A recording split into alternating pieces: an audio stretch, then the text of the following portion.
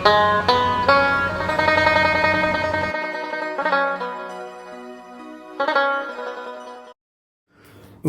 नमो भगवते वासुदेवाय। 5वां अध्याय। अर्जुन बोले, हे कृष्ण, तुमने पहले कर्मों का त्याग करने को कहा, फिर कर्म की प्रशंसा करते हो। इन दोनों में जो अधिक हितक है वह एक बात निश्चय करके बताओ। श्री कृष्ण बोले, कर्मों का त्याग और कर्मों का करना ये दोनों ही मोक्ष देने वाले हैं, परंतु इन दोनों में कर्म त्याग से कर्म योग हितकर है।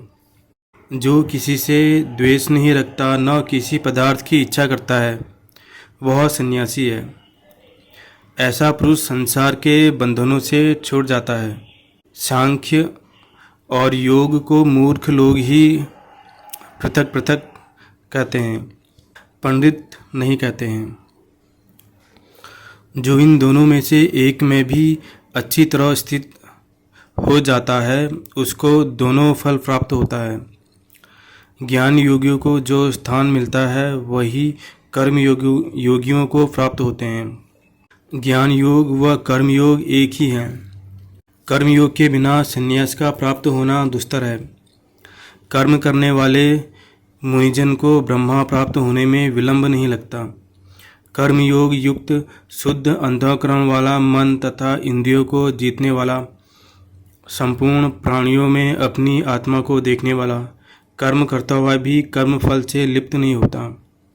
योग युक्त तत्ववेत्ता पुरुष देखते हैं, सुनते हैं, स्पर्श करते हैं, सूंघते हैं, खाते हैं, चलते हैं, श्वास लेते हैं, तो भी यह नहीं मानते कि मैं कुछ नहीं करता। वे बोले वे व्यागते हैं, ग्रहण करते हैं, परंतु यही मानते हैं कि मैं कुछ कहाँ, और यह मन धारण करते हैं कि इंद्रियां ही अपने अपने विषयों में बरतती हैं। जो प्राणी ब्रह्म में अर्पण कर संग को त्याग कर कर्म करता है, वह पाप से लिप्त नहीं होता। जैसे कमल पत्र पर जल नहीं ठहरता, योगी जन शरीर से, मन से, बुद्धि से तथा इंद्रियों को आसक्ति से रहित होकर आत्मशुद्धि में निर्मित कर्म करते हैं। योग युक्त पुरुष कर्म फल व्यायाम कर मोक्ष रूप शांति का लाभ करता है, और जो योग रहित है वह कर्म की इच्छा के बंधन में पड़ जाता है।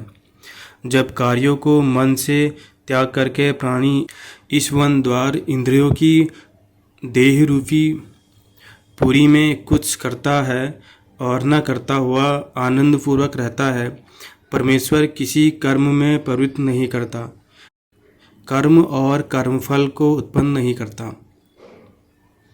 ये सब प्रवृत्ति द्वार होते रहते हैं। परमेश्वर किसी के पुण्य तथा पाप को नहीं लेता। ज्ञान जो अज्ञान से आच्छादित है, उससे जीव मोह को प्राप्त हो जाते हैं, परंतु आत्मज्ञान के द्वारा जिनका अज्ञान नष्ट हो गया है, उनका वह आत्मज्ञान परमेश्वर के रूप को ऐसा भसित करता है जिस प्रकार सूर्य संपूर्ण संसार को प्रकाशित कर देता है।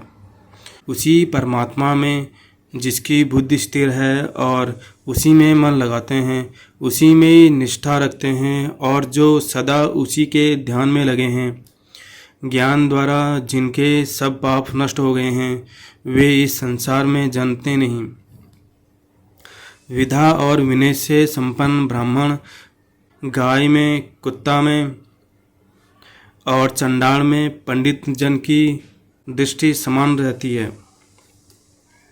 जिसके मन में इस तरह की समानता उत्पन्न हो गई है, उन्होंने इस लोक में जन्म मरण से संसार को जीत लिया है। क्योंकि ब्रह्मा निर्दोष और सर्वत्र समान है, इसलिए वे ब्रह्मा को प्राप्त हो जाते हैं। जो प्रिय पदार्थ को पाकर प्रसन्न और अप्रिय को पाकर खिन्न नहीं होते, ऐसे स्थिर बुद्धि वाले मोह रहित ब्रह्मवेत्ता को ब्रह्मा स्थिर जानो। बाहरी पदार्थों में जो चित्त को आसक्त नहीं होने देता, वही आत्म सुख का अनुभव करता है, और ब्रह्मा में अंतःकरण को मिला अक्षय सुख मोक्ष प्राप्त करता है। वे इंद्रियों के स्पर्श से जो भोग देते हैं वे वस्तुतः दुखदायी होते हैं। उनका आदि भी है और अंत भी है। हे कौन्तेय, ज्ञानी लोग ऐसे भोगों में रत नहीं होते। शरीर छूटने के पहले जो मनुष्य काम और क्रोध के वेग को सहन करने में समर्थ होता है वह योगी और सच्चा सुखी है।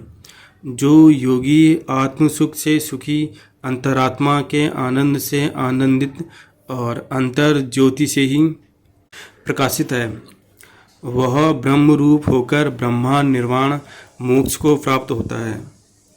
पाप जिसके नष्ट हो गए हैं, कुबुद्धि दूर हो गई, मन को जिन्होंने वश में कर लिया है, जीव मात्र का जो हित चाहते हैं, ऐसे योगी को ब्रह्मा निर्वाण प्राप्त होता है।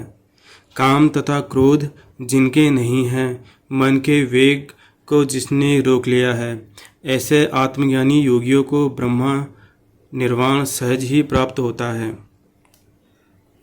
बाहरी पदार्थों के संयोग से अलग रहकर दोनों भुवों के बीच में दृष्टि लगाकर नासिका के भीतर चलने वाले प्राण अपान वायु को सम करके, इंद्रियां, मन और बुद्धि को वश में करके इच्छा, भय तथा क्रोध को त्याग मोक्ष की इच्छा करने वाले योगी जीवन मुक्त है। जो इसको सब यज्ञों और तपों का भोक्ता, संपूर्ण लोकों का स्वामी और सब प्राणियों का मित्र जानते हैं, उन्हीं को शांति प्राप्त होती है। इति श्रीमद्भगवद गीता सुपनिषद श्रीब्रह्मा विद्या योग शास्त्रे श्री कृष्ण अर्जुन संवादे योगो नाम पंचमो अध्याय और 5वां अध्याय समाप्त होता है।